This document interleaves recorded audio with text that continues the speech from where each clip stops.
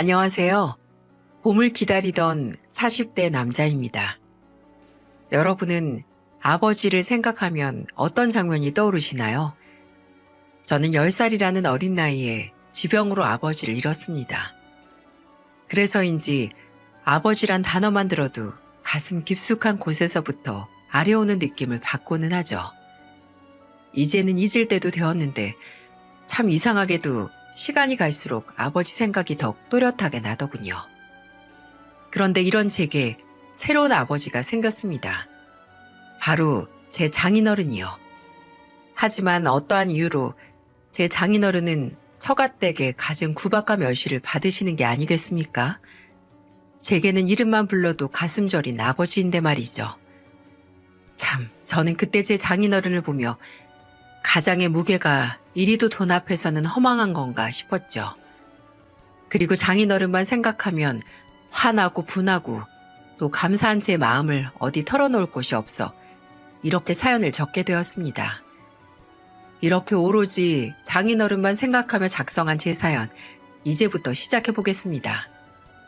저는 앞서 말씀드렸듯이 홀어머니에 저보다 5살이나 어린 여동생을 살피느라 30대 후반의 나이가 되도록 제대로 연애 한번 해보지 못했습니다. 전문대도 겨우 졸업해 학교에서 배운 기술 하나로 생산직 교대 근무 일을 시작했죠. 초반에는 2교대 근무여서 홀어머니와 여동생이랑 제대로 된 시간도 보내지 못했는데 그저 우리 어머니 건강하시고 여동생 그늘 없이 크다 좋은 짝 만나서 시집가기만을 바라며 버티면서 살았던 것 같아요. 그리고 30대 중반쯤 되니 3교대로 바뀌었죠. 여기까지 오기 10년이 넘게 걸렸네요.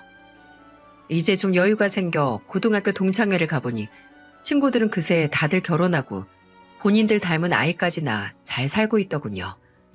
저만 짝이 없었고요. 갑자기 제 인생이 서러워지려던 찰나 이런 제가 불쌍해 보였는지 친구 한 명이 본인 회사 격리분을 소개해줬죠. 저보다 3살 어렸는데 세상 온갖 풍파 다 맞은 저와 달리 소개받은 여자분은 딱 봐도 밝은 이미지로 같이 있는 것만으로도 제 마음이 풍요로워지는 기분을 느낄 수 있었답니다. 그리고 서로에게 끌렸던 저희는 결혼이라는 큰 결심을 하게 되었죠. 그리고 지금 사연을 적다 보니 문득 떠오른 건데 사실 제 사연의 발단은 처가댁에 처음 인사드리러 간 날부터 예상할 수 있었던 일들이었어요. 처가댁에 인사드리러 가기 전에 아내에게 집안 사정을 들을 수 있었는데 장인어른께서는 직원 30명 정도 일하시는 기업체를 운영하고 계신다고 했어요. 그런데 요즘 회사 사정이 좋지 않아 장모님께서 부쩍 예민해져 계신다고요. 그러니 혹시 장모님 표정이 좋지 않아도 저 때문만은 아니니까 걱정하지 말라면서 말이죠. 아내에게 이런 말을 들으니 괜히 걱정되긴 했지만 별일이야 있겠어 하며 인사를 드리러 갔습니다. 그런데 제 예상과 다르게 첫 식사 자리는 얼음판 위에 밥상을 올려놓은 것처럼 서늘하다 못해 소름 끼칠 정도로 매서운 분위기가 감돌았죠. 이름이 정민수라고 했나? 생산직 일을 한다고? 그게 밥벌인 되나? 네? 아, 네. 이것저것 수당까지 합치면. 아니, 지희야. 저는 네 아버지를 보고도 이런 남자를. 아휴, 내가 말을 말아야지. 정말 못하는 말이 없네. 내가 마음에 안 들면 나 하나로 끝내. 왜 우리 집으로 처음 인사 온 사위한테까지 그렇게 막말을 하는 거야? 아, 남자가 어느 일이든 책임감 있게 일하면 됐지. 그게 생산직이든 전문직이든 무슨 상관이냔 말이야. 그래, 내 말이 그 말이야. 당신이야말로 요즘 평소에 가지고 오는 거 반도 못 가지고 오면서 뭐가 잘났다고 나한테 뭐라 하는 거예요? 책임감이 없는 건 당신이지. 내 딸이 나처럼 고생 안 하게 능력 좋은 남자 만나길 바라는 엄마 마음이 무슨 문제라도 돼? 그만하라고, 그만해. 내가 그간 가져다 준 돈 어디다 쓰고. 아휴, 자네 안 좋은 말은 너무 신경 쓰지 말게. 우리 가족이 된 걸 환영하네. 일은 한다는 것이 중요한 거지. 자네 3교대 한다고? 교대 근무 힘들다고 들었는데 고생이 많구만. 알아주셔서 감사합니다. 아버님도 사업체 운영하신다고 들었는데 많이 힘드시죠? 사업은 아무나 하는 게 아닌데 정말 대단하세요. 아무나 하는 게 아니긴 무슨. 하긴 자네 말이 맞네. 아무나 하는 게 아니니까 저 양반도 말아먹고 있지. 그 정도만 하래도. 장인어른의 말끝마다 딴지를 거는 장모님 덕에 그날 첫 식사는 밥을 먹는 둥 마는 둥 급하게 먹어 체했던 기억이 있습니다. 그리고 장인어른에게 딴지를 거는 건 장모님뿐만이 아니었는데요. 장모 말이 끝나기 무섭게 바로 치고 들어오는 형님과 처남이 그 주인공이었죠. 아내에게는 오빠 동생이 있다고 들었는데 장인어른에게 어떻게 저런 아들들이 있을지 의아할 정도였죠. 아, 아빠는 왜 엄마한테 소리 지르고 그래요? 엄마가 뭐 틀린 말씀 하셨어요?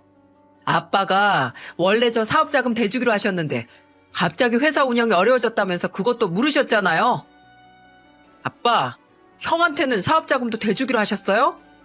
저 결혼할 때는 집까지만 해주고 더 이상 아무 지원 없다고 하셨는데 형은 결혼할 때 집도 사주시고 사업자금까지 대주시기로 하셨으면 이거 너무 장남만 편애하시는 거 아니세요? 뭐 임마? 야, 장남이 내가 잘 풀려야 동생들도 잘 풀리는 거지. 그리고 너 내 말 제대로 못 들었냐? 결국은 아빠가 사업자금 대준다는 말 물으셨다고. 아니 이렇게 못 주는 거였으면 말이라도 하지 말지. 아빠는 왜 괜히 사람 기운 빠지게 지키지도 못할 약속을 하신 거예요? 급기야 제가 처음 인사드리러 간 자리에서 형님과 처남은 싸우기까지 하셨죠. 그런데 이야기를 듣다 보니 점점 제가 다 민망할 정도의 말들이 오가더라고요. 점점 장인어른 얼굴색도 안 좋아 보이시고 눈치가 보였던 저는 아내에게 이만 가겠다고 말하려던 찰나 아내가 큰 소리로 이러는 게 아니겠어요? 그만들 좀 해요. 민수 씨 앞에서 창피해 죽겠어요. 아니, 그리고 말이 나와서 말인데 왜 이렇게 아버지 못 잡아먹어서 안달이에요? 그동안 우리 식구 아버지 덕에 편하게 먹고 산 거 아니에요? 어머니도 그래요.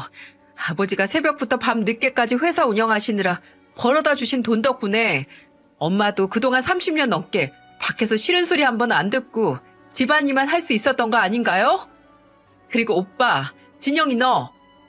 둘 학비부터 결혼 자금까지 아버지가 군말 없이 다 해주신 거 아니야?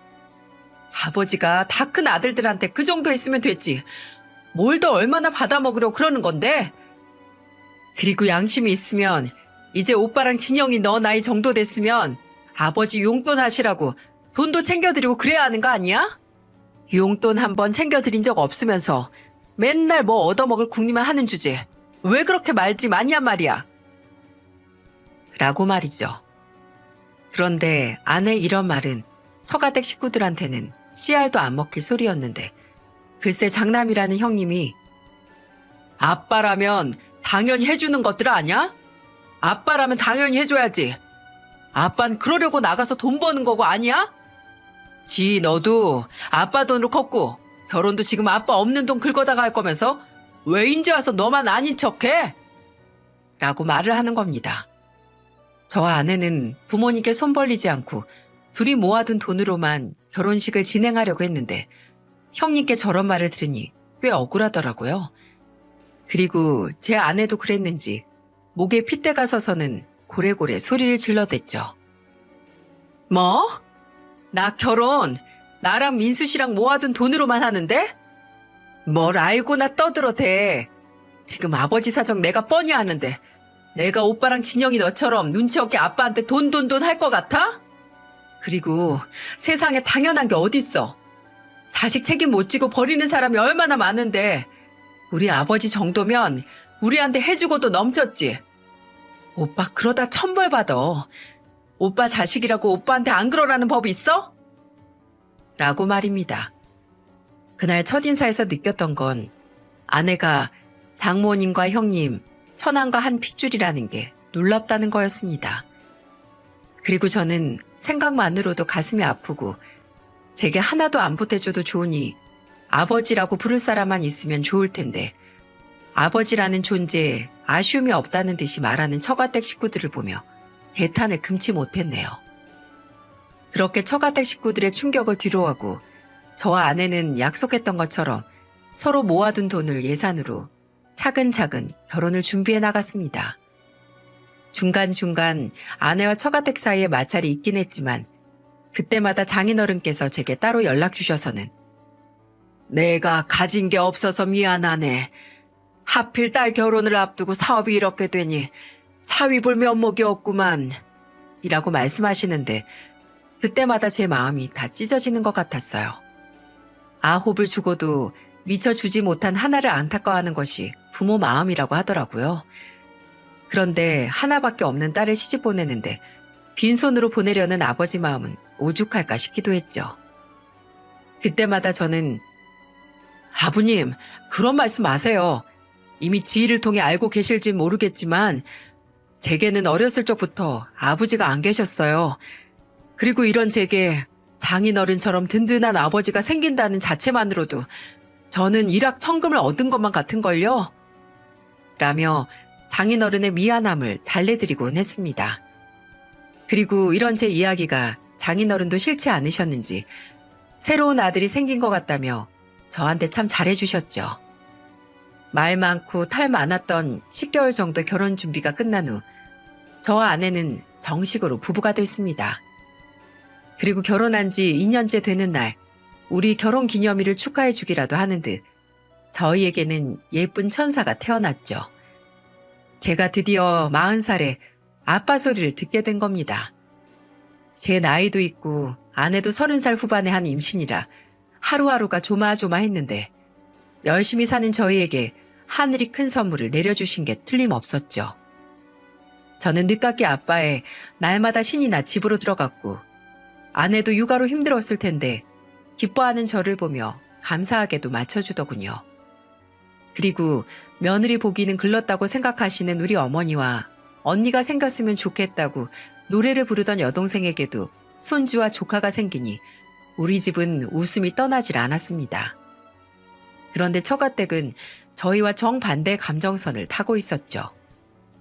결혼 전부터 아내는 아버지 일로 장모, 형님, 처남과 사이가 좋지 않았는데 그런 걸 아직 마음에 두고 있는지 아내가 출산했는데도 몸 괜찮냐라는 소리 한 번을 안 하더군요. 당연히 아내와 아이를 보러 오지도 않았고요. 처가댁에서는 유일하게 장인어른만 제왕절개 후 병실에 누워있는 아내를 보러 오셨고 아파하는 아내를 보며 한참 우시다 가셨습니다. 그리고 종종 손주 옷을 들고 집으로 놀러 오셨고요. 이때 장인어른께서는 점점 망해가는 사업 앞에 하루하루 삶을 잃어가시는 듯 했는데 예전에는 드시지도 않던 술도 퇴근 후에 부쩍 많이 드신다고 아내를 통해 알게 됐습니다. 그리고 어느 순간부터 술 없이는 하루도 못 주무시고 계시다는데 신기하게도 이런 상황에도 매일 같은 시간에 눈을 뜨셔서는 회사로 가신다고 하더군요. 저는 그런 장인어른을 보면 안쓰러운 마음이 들었죠. 그래서 저는 아내를 보고 돌아가시는 장인어른을 따라 나서서 포장마차에서 같이 한 잔씩 하곤 했습니다. 하지만 장인어른의 이런 노력이 무색할 만큼 처가댁은 장인어른을 무시했는데 아내는 처가댁의 이런 모습에 치를 떨었죠. 그렇게 시간이 흐르고 아이가 돌이 지났을 무렵 처가댁에서 갑자기 아내와 제게 집으로 오라는 연락을 하더군요. 늦었지만 아이 돌잔치라도 해주려나 싶어 저와 아내는 기쁜 마음으로 처가댁에 갔습니다. 그리고 그날은 아내도 먼저 불러준 장모님에게 마음이 조금은 풀렸는지 아이 옷을 입히면서 외할머니 보러 가자 이렇게 중얼거리더군요. 그런데 처가댁에 도착한 저는 또 한 번 아내의 분노를 보게 되었어요. 처가댁에 들어가 보니 장인어른은 소파 앞 바닥에 양반 다리로 앉으셔서는 고개를 푹 숙이고 계셨습니다. 그리고 화가 잔뜩 난 얼굴에 장모와 형님, 처남은 소파 위에 앉아 있었고요. 누가 봐도 장인어른이 큰 죄를 지으신 것처럼 보였는데 아무 영문도 몰랐던 저와 아내는 장인어른 옆에 앉았습니다. 예, 지희야.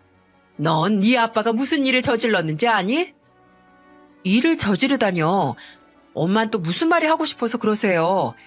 그리고 아버지 이런 모습 보여드리려고 오라고 한 거예요? 네 아빠 부도 났단다. 결국 이날이 오고 만 게지. 내 이럴 줄 알았어. 그러니까 협력업체고 뭐고 그 사람들 집안을 요절내서라도 돈 다 받아오라고 내 그렇게 말했는데 밑으로 깔린 돈이 얼만데 부도냔 말이야. 그래놓고 네 아빠 모자랐다고 이 집에 있다니? 네? 아버지, 그게 사실이에요? 어떡해요? 아버지 혼자 시작해서 30년 동안 이렇게 키워온 거잖아요. 우리 아버지 많이 허탈하셨겠다. 그간 고생 많으셨어요. 뭐? 뭐라니? 넌 아직도 세상이 어떻게 돌아가는지도 모르고 너 혼자 서방만 다 애 잘 낳고 꽃밭이라 이거냐? 네 아빠 부도 나서 이제 돈도 못 버는데 네 아빠랑 나랑 이제 70살이야. 앞으로 남은 생은 뭐 먹고 살라고. 그리고 그뿐이야. 네 아빠 본인 명의로 있던 아파트 한 채까지 해먹으셨단다. 그거 팔아 직원들 밀린 월급 줬다는데 넌 이게 말이 된다고 생각하니? 한 푼이라도 아쉬운데 남의 월급이 뭐 그리 중요하다고. 집안 살림 팔아다 바깥일에 퍼부냔 말이야. 허붓다니. 그 사람들 남 믿고 30년 넘게 일해준 사람들이야. 2년 동안 회사 힘들었을 때 월급보다 회사가 먼저 아니냐면서 몇 개월 동안 월급 한 번 안 가져가고도 평소처럼 일해준 고마운 사람들이라고. 다들 나처럼 나이 먹어서 어디 가서 새롭게 일도 못 구하는데 그럼 내가 그 사람들을 모른 척 했어야 당신 직성에 풀리는 거야? 그럼 아니 회사 망해가는 거 뻔히 보이는데 회사가 먼저라는 그런 천진난만한 생각으로 붙어있는 사람들이 잘못인 거지. 당신이 뭐 한다고 우리 모르게 집을 팔아 그 사람들 인건비를 대주냔 말이야. 당신 눈에는 나랑 애들은 보이지도 않아? 뭐? 천진난만? 그 사람들이 그런 생각해준 덕에 회사가 어려웠는데도 2년 넘게 더 굴러간 거고 그 덕분에 당신이 2년이나 넘게 이 집에서 편하게 쉴 수 있었던 거야. 그걸 생각해야지. 어디 그런 몹쓸 말을 입 밖으로 꺼내는 거야? 난 나 믿고 일해준 사람들한테 당연히 줘야 할 월급을 준 거야. 뭐? 아니 그 집이 어디 당신 집이야? 그거 당신이랑 나 저 세상 가면 우리 아들들한테 물려줄 건데 당신 애들 집을 내다 판 거나 다름없다고. 아직도 뭐가 문제인지 모르네. 무슨 소리를 하는 거예요? 그거 아버지가 죽을 둥 살 둥 일하셔서 장만하신 거지. 그리고 아버지 말씀 틀린 게 하나도 없는데 뭐가 문제예요? 그분들 덕분에 어머니가 그간 더 편하게 생활하셨다는 생각은 안 드세요? 그리고 대체 왜 아파트가 당연히 오빠 들 거예요? 그건 어머니 것도 아니고 오빠 것도 아니고 진영이 것도 아니고 아버지 거예요. 그럼 그걸 팔아서 뭘 하든 아버지 마음이지. 왜 그거로 아버지를 이 바닥에 앉혀놓고는 죄인 취급을 해요? 야, 지희야. 출가 외인이라고. 넌 결혼했으면 이제 이 집 식구 아닌 거 아니야? 그런데 주제 넘게 왜 우리 집 재산 가지고 왈가왈부야? 착각하나 본데 오늘 널 부른 건 아버지가 이제 수입이 없으시니까 너네라도 어머니 아버지 용돈 좀 챙겨드리라고. 그래서 부른 거야. 듣자 하니 이건 또 무슨 소린가요? 장인어른과 아내를 뺀 처가댁 식구들이 장인어른을 돈 벌어다 주는 기계처럼 생각하는 건 이전부터 느끼고 있었습니다. 그렇지만 장인어른을 믿고 일해준 사람들한테 준 인건비마저 자식한테 물려줄 자산을 처분한 거라며 화를 내는 장모님을 보니 기가 차서 할 말이 없더군요. 그리고 또 형님은 어떻고요? 출가 외인이라며 집 자산에는 관여하지 말라면서 부모는 부양하라니 이게 말이 되는 소린가요? 아내가 제게는 창피하니 절대 나서지 말라 해서 여태껏 참았는데 정말 이번만큼은 못 참겠더군요. 저는 죄인처럼 차가운 바닥에 앉아 계시는 장인어른을 일으켜 세우고 주방 식탁에 있는 의자에 앉혀드렸죠. 그 후에 저는 처가댁 식구들한테 처음으로 화를 냈습니다. 제가 그동안 보고만 있었는데 이건 도저히 못 듣겠네요. 지희 보고 출가 외인이라고 하셨죠? 아니, 출가 외인이라 집 재산에는 말도 못 꺼내게 하면서 왜 돈 나가는 일에는 앞장서라고 하시나요? 장인어른 용돈이요? 네, 저희가 능력 되는 한 얼마든지 드릴 수 있습니다. 그런데 장모님까지는 도저히 못 드리겠네요. 장모님은 형님이랑 처남한테 받으세요. 출가 외인인 지희를 제외하고 이 집에 남자가 둘이나 더 있는데 왜 지희만 다 부담해야 합니까? 그리고 장모님은 언제나 형님이랑 처남 편이시니까 용돈도 두 집안에서 받으세요. 뭐? 아니, 나 요즘 사정 안 좋은 거 자네도 알잖아. 그리고 진영이 얘도 둘째가 학교 들어가서 돈이 많이 드는데 나도 애가 둘이고 말이야. 지희는 이제 애 낳았고 아직 걷지도 못한 애가 돈이 들어봤자 얼마나 들겠어. 그리고 자네도 3교대 생산직이고 그만큼 연차 쌓였으면 월급도 꽤 되지 않아? 그럼 부모님 용돈은 누가 드려야겠어? 진짜 형님 논리는 이해가 안 돼서 들어주기가 어렵네요. 아니, 장인어른 돈은 죄다 형님이랑 처남이 가져다 쓰셔놓고 왜 장인어른 사업 망하니까 이제야 돈 없다고 나자빠지시는데요? 돈이야 형님이랑 처남이 저보다 훨씬 많이 벌죠. 애들 사립학교까지 턱턱 보내시면서 부모님 용돈 드릴 돈은 없나요? 그리고 장인어른이 그동안 학비부터 결혼 자금까지 다 도와주셨다고 들었는데 어떻게 이렇게 부모님 힘들 땐 입을 싹 닫나요? 또 이런 말까지 하긴 그런데 저랑 지희는 장인어른 장모님께 지원받은 돈 하나도 없습니다. 그래도 그간 우리 지 이렇게 이쁘게 키워주시고 제게 시집까지 보내주셨으니 전 그거 하나로도 만족하고 최근 들어야 어려움이 많았지만 우리 지 그늘 하나 없이 제게 보내준 거 전 그거 하나로도 장인어른이 하실 일은 충분히 하셨다고 봅니다. 받은 거 하나 없는 지도 이렇게 장인어른 생각인데 어떻게 돈이란 돈은 죄에다 긁어가진 장모님, 형님, 처남 이 세 분이 장인어른께 이러는지 도저히 모르겠네요. 여러분, 제 말이 틀렸습니까? 아니, 어떻게 그간 받은 것들은 하나도 생각하지 않고 앞으로 더 못해준다고 사람을 이렇게 몰아가는 게 말이나 되는 일입니까? 그리고 등골까지 싹 다 빼줘도 돌아오는 게 이런 거라면 어느 부모가 자식을 위해 희생할까요? 저는 정말 제 자식들이 이러는 모습이 꿈에 나올까 두렵더라고요. 그런데 실제로 몇십 년간 남들 다 가는 해외 한번 나가실 시간도 없이 일하셨다는 장인어른께서 이런 대접을 받고 계시다니 이건 있을 수도 없는 일이라고 생각했죠. 제가 처가댁에서 처음으로 언성을 높이자 장인어른도 놀라셨는지 제게 쫓아와 제 팔을 잡으시더니 같이 나가자고 하시며 저를 문 쪽으로 내모셨습니다. 그런데 그 와중에도 제 뒤통수에 꽂히는 말이 뭐였는지 아시나요? 대접받고 싶으면 나가서 돈 벌어와 돈. 가장이 돈을 벌어와야 가장이지. 아이고, 아파트 아까워 죽겠네. 그걸 돈으로 바꿨으면 대체 얼마야 그게. 남편 잘못 만나서 이 나이에 남 퍼주다 내가 죽게 생겼네. 아이고. 장인어른이 아파트를 팔아 직원 월급 준 게 끝까지 아까우셨는지 통고까지 하시는 장모님의 목소리였습니다. 세상에 이 집안이랑은 더 이상 엮이고 싶지 않아 장인어른 등을 잡고 문을 나가려던 순간 돌연 장인어른께서 쓰러지시는 게 아니겠어요? 당황한 저는 장인어른하고 큰소리쳤고 놀란 아내는 다급히 119에 신고했죠. 그런데 이 와중에서도 한동안은 장모와 형님 처남이 쇼하는 거라며 소파에 앉아서 팔짱 끼고 쳐다만 보는데 정말 사람이 아니다 싶었습니다. 그리고 나중에야 심각성을 알았는지 발을 동동 구르긴 하더군요. 병원 응급실로 모신 장인어른은 며칠간 이런저런 검사를 받으시더니 청천벽력 같게도 췌장암 판정을 받으셨어요.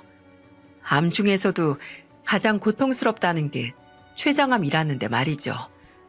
병원에서도 이 정도면 꽤 아팠을 거라고 하던데 아내 추측으로는 장인어른이 편찮으셨을 텐데도 회사를 살리기 위해 병원 치료도 안 받고 일하신 것 같다고 하더군요. 장인어른은 내년이면 칠순이신데 노년의 몸으로 끝까지 가족들을 위해 뛰어다녔을 생각을 하니 눈물이 앞을 가렸습니다. 장인어른께서 돈 벌어오라는 처가댁 식구들의 등살에 얼마나 외로우셨을지 감히 상상조차 할 수 없더라고요. 그런데 처가댁의 만행은 이게 끝이 아니었죠. 퇴원하고 집으로 돌아가신 장인어른을 이 엄동설안에 길바닥에 내쫓았다는 겁니다. 하필 장인어른 퇴원일이 제 근무 시간이랑 겹쳤었는데 그래서 아이를 제 어머니께 맡기고 아내 혼자 장인어른을 처가로 모셨습니다. 그리고 퇴근 후 장인어른 퇴원길을 동행하지 못한 게 마음에 걸려 다음날 아내와 처가를 가기로 했죠. 다음날 아침 저는 아내와의 약속대로 장인어른을 뵙기 위해 처가로 갔죠. 그런데 웬걸? 편찮으신 장인어른은 안 계시고 형님과 처남은 할 일도 없는지 장모님과 같이 귤을 까먹으며 집에서 영화를 보고 있더군요. 저희를 본체 만체하시는 건 뭐 안타깝지만 늘상 그러시던 일이라 대수롭지 않았는데 집에서 안정을 취하셔야 하는 장인어른이 보이지 않는 건 문제가 심각했죠. 온 방을 뒤져도 보이지 않아 제 아내가 장모님께 이렇게 물었습니다. 어머니, 아버지는요? 모른다. 아니, 모른다고요? 아니, 아버지 편찮으신데 어디 말도 안 하고 나가신 거예요? 아니, 내가 나가라고 했다. 뭐라고요? 이 추운데 어딜 나가라고 해요? 아, 진짜? 너 말귀를 왜 이렇게 못 알아듣니? 아니면 못 알아듣는 척을 하는 거야? 내가 나가라고 했다고. 가장이 가장 노릇도 못하면서 집에 붙어있는 게 말이나 되니? 어머니, 무슨 소리 하시는 거예요? 어머니는 아버지가 췌장암이란 이야기 못 들으셨어요? 지금 당장 내일 돌아가셔도 어떻게 될지 모르는 분을 이 엄동설 안에 돈 못 벌어온다고 내쫓았다는 거예요? 정신이 있으신 거예요? 없으신 거예요? 예, 너 어디서 엄마한테 큰 소리야? 이래서 여자는 키워봤자 기만 아프다니까? 네 아빠 이러는 거 어디 하루 이틀이니? 또 술 깨면 들어오겠지. 유난도 아주. 누가 보면 네가 너 아빠 아내인 줄 알겠다. 진짜.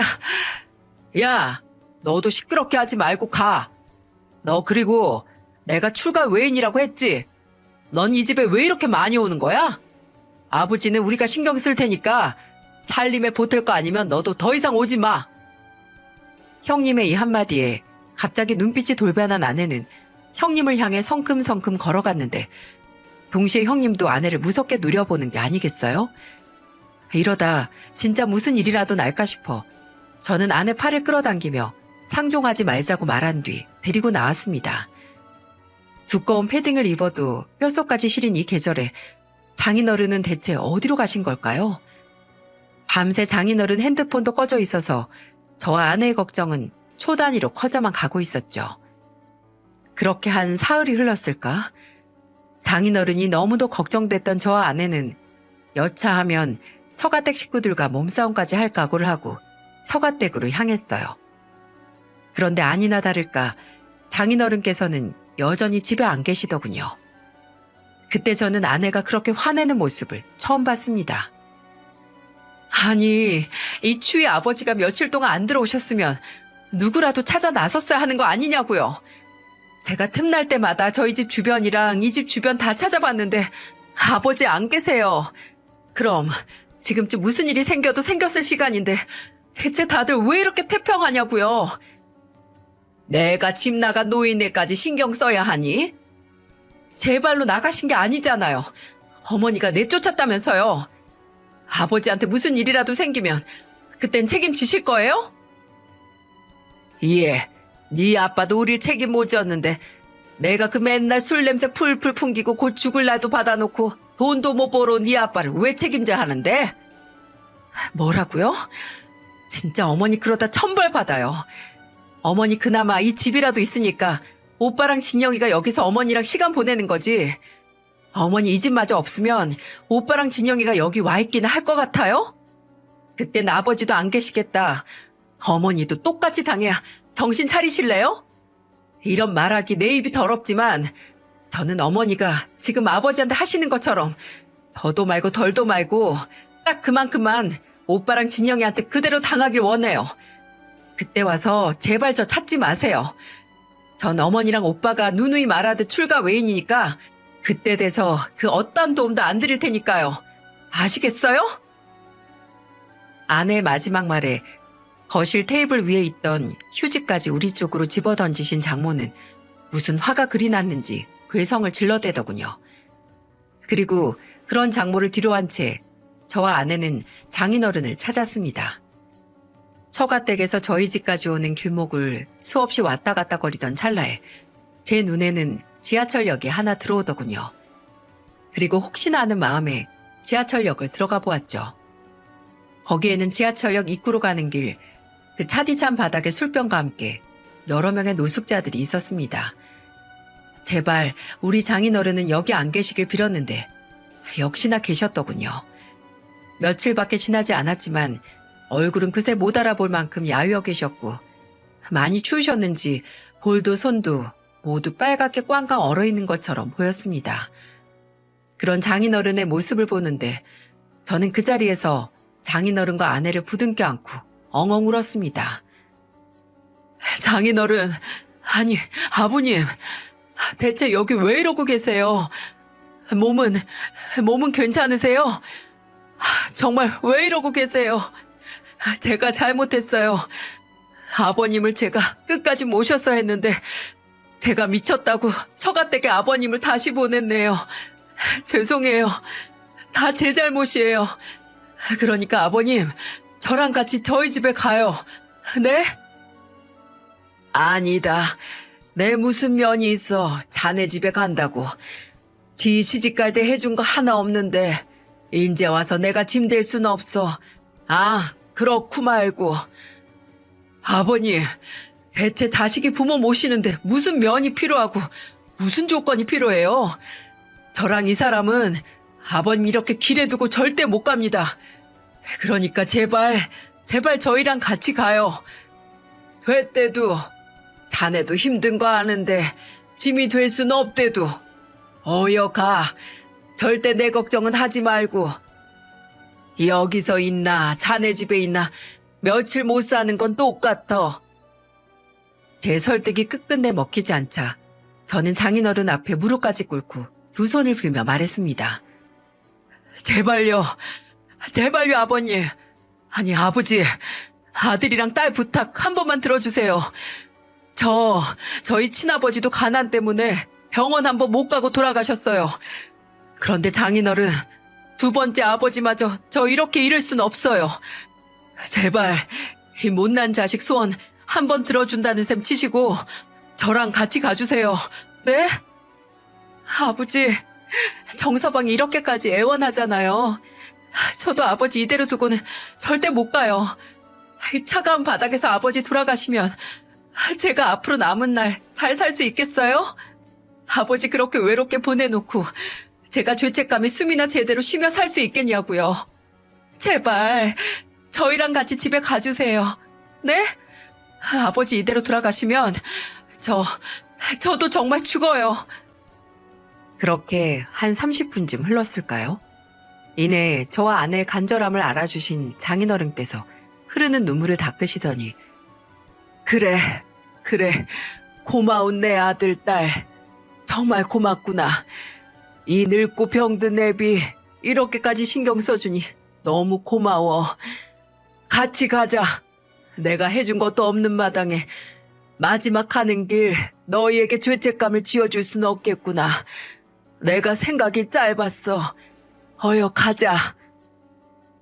이렇게 말씀하시곤 양손에 저와 아내의 손을 하나씩 잡아주셨죠. 그렇게 장인어른을 저희 집으로 모시고 저는 우선 장인어른과 함께 사우나를 갔습니다. 그간 밖에서 지내는 게 얼마나 고되셨을지는 몸만 봐도 잘 알 수 있겠더군요. 동상을 입으셨는지 온몸 곳곳이 빨갛게 얼어 있었고 제법 풍채가 있으셨던 몸은 그간 마음고생과 병으로 인해 뼈가 드러나기 시작했죠. 그리고 장인어른의 등을 밀어드리기 위해 등을 봤는데 처음엔 듬직하게 보였던 장인어른께서 너무나 한없이 작게 느껴져서 그만 눈물이 터져버렸습니다. 자네 우나? 왜? 무슨 일 있어? 아니에요 아버님. 아버님이랑 이렇게 함께 할 수 있는 게 너무 좋았어요. 저는 예전에 아버지랑 같이 사우나 가는 친구들이 제일 부러웠는데 이젠 하나도 안 부러워요. 저도 이렇게 아버님이랑 같이 왔으니까요. 그러니까 아버님 최대한 이렇게 저랑 좋은 시간 많이 보내요. 약속해 주실 수 있죠? 자네도 참 덩치만 컸지 아직 어린애구만. 그런 일로 울고 말이야. 그래, 내 생각해보니 처음에 자네한테 아버지가 없단 소리 들었을 때 내가 애비 역할을 더 제대로 해야겠구나. 자네한테 아버지 없던 서름을 내가 다 갚아줘야겠구나 하고 생각했는데 말이야. 내가 바쁘게 지내다 보니 그걸 까먹었어. 이건 내가 참 미안하네. 앞으로 시간이 얼마나 더 있을지 모르겠지만 내 남은 시간은 오로지 정서방 자네 애비로만 살겠네. 괜찮지? 장인어른의 마지막 말에 저는 장인어른 말씀처럼 어린아이가 된 것처럼 감사합니다. 감사해요, 아버지. 라고 말하며 펑펑 울어버렸습니다. 그렇게 저는 일주일간 같이 지내며 장인어른과 이발소도 다니고 장인어른 손 발톱도 깎아드리며 지냈습니다. 저는 이렇게 장인어른 가시는 날까지 함께 있고 싶었어요. 하지만 일주일 뒤에는 장인어른의 뜻대로 요양원에서 모시기로 했죠. 요양원을 가시기 직전 저와 함께 사진관에 가서 영정사진도 찍으셨는데 그때 장인어른의 선한 웃음은 아직도 잊을 수가 없을 만큼 생생하게 남아있습니다. 장인어른의 뜻대로 장인어른을 요양원에 모시긴 했지만 저는 회사에 출퇴근하는 것처럼 요양원을 왔다 갔다 했습니다. 어쩌면 요양원으로 출퇴근했다는 말이 더 정확할 수도 있을 만큼 말입니다. 어느 날 제가 장인어른께서 곤히 잠들고 계실 때 찾아간 적이 있었습니다. 그때 장인어른의 휴대폰 진동 소리가 계속해서 들렸는데 최동철이라는 사람에게 계속 전화가 오는 거였죠. 제가 대신 전화를 받아 사정을 말하니 2시간도 채 되지 않아서 그분이 병원에 오셨습니다. 나이는 장인어른보다 어려 보였는데 문을 열고 들어오시더니 누워있는 장인어른 위에 얼굴을 대고 펑펑 우시는 게 아니겠어요? 놀란 장인어른은 눈을 번쩍 뜨시더니 본인 배 위에 누워있는 분 얼굴을 보고서는 이내 그분 등을 토닥여 주셨죠. 그리고는 이렇게 말씀하셨습니다. 동철이, 자네 왔는가? 내가 자네 못 보고 가는 줄 알고 내심 얼마나 걱정했다고. 형님, 아니 이게 무슨 일입니까? 형님이 왜 이러고 계시느냐 말이에요. 다 제 잘못입니다. 제가 너무 늦게 온 게 죄죠, 죄. 그런 말 하지 말게나. 이렇게 죽을 날 앞둔 나한테 달려와 준 걸로도 내 얼마나 고맙다고. 그래, 몸은 괜찮고. 형님은 지금 이렇게 누워 계시면서 제 걱정하십니까? 형님, 저 다시 제기했습니다. 형님이 그간 제 사정 다 봐주신 거 저 누구보다 잘 압니다. 제가 그간 대금을 그렇게 못 드렸는데 독촉 한번 하지 않으시고 저 정말 형님께 빚 갚으려고 다시 악착같이 일했습니다. 됐어. 나 이제 곧 죽는데 그 돈 받아 어디다 쓴다고. 자네 저 자식도 많이 힘들지 않나. 이렇게 제기했다는 소식 들은 것만으로도 나는 기쁘네. 형님, 무슨 소리예요? 3억 2천. 형님께 원래 드려야 할 돈 3억에 형님 은혜에는 턱없이 부족하지만 이자 2천만 원 해서 3억 2천 준비했습니다. 제발 받아주세요. 제가 이거 갚으려고 얼마나 노력했게요. 이 노력이 결실 맺으려면 형님이 이 돈 받아주셔야 합니다. 자네 정말 이 늙고 병든 나한테 이렇게 찾아주는 것도 고마운데 은혜라니. 자네 뜻이 정 그렇다면 내 고맙게 받을세. 고생 많았네. 형님. 나중에 장인어른께 들으니 장인어른께서는 여러 협력업체랑 같이 일을 했는데 협력업체들이 줄도산하는 바람에 못 받은 미수금이 꽤 된다고 하셨어요. 그리고 그중 한 분이 오늘 찾아오셨던 건데 본인과는 20년 넘게 같이 일한 사람이라고 하셨죠. 요즘같이 힘든 시기에 빚을 갚기 위해 다시 재기하셨다는 장인어른의 동생분을 보고 저희 장인어른께서 사업을 운영하실 때 어떤 마음가짐을 가지고 하셨는지 알 수 있었어요. 또 본인의 아파트를 팔아 직원들 밀린 월급을 처리해줬을 때 장인어른의 심정이 어떠셨을지 안타깝더군요. 그리고 그런 장인어른을 보며 참 본받을 부분이 많다는 생각을 했습니다. 그런데 병실에는 이런 고마운 분만 찾아왔던 건 아니었는데 바로 두말하면 입 아픈 처가댁 식구들이었죠. 최동철이라고 장인어른의 동생분이 다녀간 다음 날 장모님과 형님, 처남이 요양원에 찾아왔습니다. 그때 제가 있었는데 역시나 이 새 모자는 변함이 없더군요. 밀린 미수금은 좀 회수했어? 이제 진짜 얼마 안 남았잖아. 아빠, 나 진짜 이번 사업은 100% 성공할 수 있어요. 그러니까 미수금 받은 거 있으면 어디 숨기지 말고 나 줘요. 알겠죠? 혹시 보험금 이런 거 있음 그것도 미리 받는 사람 바꿔놔야. 형, 이제 아버지 보험금까지 다 형 거로 만들 작정이야? 아빠 그간 형한테는 많이 해줬으니까 남은 건 다 줘요. 알겠죠? 이러는데 저는 참을 수가 없더라고요. 다들 나가세요. 장인어른 옆에는 제가 끝까지 있을 겁니다. 그러니 당신들은 더 이상 장인어른 옆에 오지도 마세요. 어떻게 요양원까지 오셔서 그런 말씀을 하십니까? 정말 이젠 더 이상 사람으로도 보이지 않는군요. 혹여 제 아이한테 이런 돈밖에 모르는 저지른 피가 섞였을까 걱정이고요. 그러니 저도 세 분과는 아예 연 끊는 걸로 하겠습니다. 아내도 마찬가지일 거고요. 앞으로 다시는 이곳 출입하지 마세요. 아시겠어요? 라고 말하고 저는 그 세 명을 요양원 출입문까지 강하게 내몰아 버렸어요. 그때 요양원으로 아내가 들어오고 있었는데 제가 아까 이야기를 하니 아내도 처가 식구들을 밖으로 몰더군요. 여러분, 이 새 모자가 장인어른이 요양원에 계시는 동안 몇 번 온 줄 아십니까? 장인어른이 요양원에 8개월을 계셨는데 마지막 남은 한 달쯤에 딱 한 번 와서는 저런 말을 짓거린 겁니다.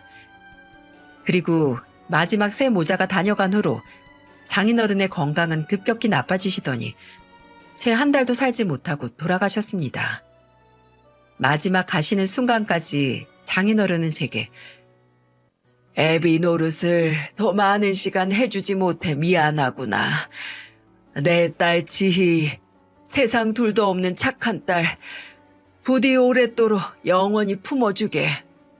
그리고 내 남은 시간 자네와 함께여서 그간 살아왔던 시간들보다 더 행복하게 보낼 수 있었네. 평생 일밖에 모르는 사람이었던 내가 자네 덕에 이렇게 편한 요양원에서 자네랑 지희 그리고 예쁜 손주 보며 편히 지내다 가네. 모든 게 자네 덕이야. 내 하늘 가서 자네 아버지 만나거든. 자네 참 잘 컸다고. 내 생에 시간이 더 있었다면 그 남은 시간은 온통 사위 자랑만 하다 보내며 가고 싶을 정도라고. 내 자네 칭찬 많이 해줄게. 그러니 더는 죄책감 갖지 말고 행복한 가정 꾸리며 잘 지내라고. 끝까지 고마운 내 사위 덕분에 라며 유언을 남기셨죠. 장인어른이 가시던 그 순간 저랑 아내는 눈 감은 장인어른을 껴안고 얼마나 울었는지 모릅니다. 제게는 고작 8개월이라는 시간 동안밖에 할 수 없었던 효도였지만 장인어른의 마지막 말씀은 제가 살아가는 동안 늘 느낄 수 있는 따뜻함이었죠. 그렇게 장인어른이 돌아가시고 얼마 후 제게 장인어른 후배분한테 연락이 왔습니다. 그리고 그분이 해주신 이야기에 저랑 아내는 또 한 번 눈물을 흘리고 말았죠. 장인어른께서는 돌아가시기 전에 후배분께 변호사 한 분을 소개해달라고 부탁하셨다고 했습니다. 이유는 저희에게 남길 유언장 작성 때문이었죠.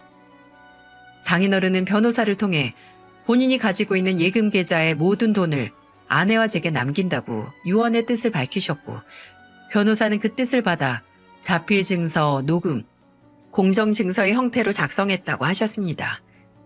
그리고 증인으로 본인과 본인 아내가 나섰다면서요. 세상에, 저 아내는 정말 꿈에도 몰랐던 일이었습니다. 마지막 가시는 길까지 애비 노릇을 못 해주셨다면서 슬퍼하셨는데 현찮으신 몸을 이끌고 유언장까지 작성했을 거라고는 상상도 하지 못했거든요. 가시는 길 장례 준비 때 형편이 어려워 좋은 것들로 해드리지 못해 장례가 끝난 후에도 한참을 슬퍼했는데 돌아가신 장인어른의 선물을 받으니 죄송한 마음에 한없이 눈물이 흐르더군요. 그리고 이 와중에 저희가 3억 2천이라는 돈을 물려받은 거란 처가댁이 제가 일하는 곳까지 찾아와 행패를 부렸지만 장인어른이 꼼꼼하게 준비하신 덕에 아무 탈 없이 지나갈 수 있었습니다. 그 당시 저와 아내는 보증금 3천만 원에 다달이 60만 원 정도 내는 월세로 살고 있었는데 이제는 장인어른 덕분에 제대로 된 보금자리를 얻게 되었습니다. 그리고 아내가 아이 때문에 갑자기 일을 그만두면서 생활 형편이 어려워 아이에게 좋은 것을 해주지 못해 미안했는데 그 미안함도 조금씩 덜고 있고요. 장인어른은 가시기 전에 저희 때문에 편하게 지내며 간다고 하셨는데 장인어른이 떠나시고 난 후에는 저희가 장인어른 덕을 보고 있게 되었죠. 부모의 은혜를 갚으려 한다면 하늘과 같아 끝이 없다라는 말이 있던데 하늘에 가시면서도 저희에게 마지막 모든 은혜를 주고 가신 장인어른께는 이 감사함을 어찌 갚아야 할지 모르겠더군요. 그러다 우연히 사연투브를 알게 되었는데 문득 하늘에 계시는 제 아버지께 제 자랑을 마음껏 하겠다는 장인어른의 말씀대로 저도 많은 이들에게 저희 장인어른 이야기를 하면 혹시나 장인어른께서도 듣지 않으실까 하는 생각이 들더군요. 장인어른은 추운 겨울을 제일 싫어하시고 겨울을 지나서 날이 따뜻해지는 봄을 제일 좋아하신다고 하셨던 적이 있어요. 그래서 저는 사연을 보낼 날만 기다리다가 봄을 좋아하는 사람이면 많은 이들이 좋아할 벚꽃이 만개할 때쯤에 용기 내어 이렇게 사연을 보냅니다. 저희 장인어른께서도 좋아하시는 계절에 내 이야기를 들으실 수 있게 사연투브 구독자 여러분들께서도 제 사연에 대한 많은 공감 부탁드립니다. 제 긴 이야기를 들어주셔서 감사합니다.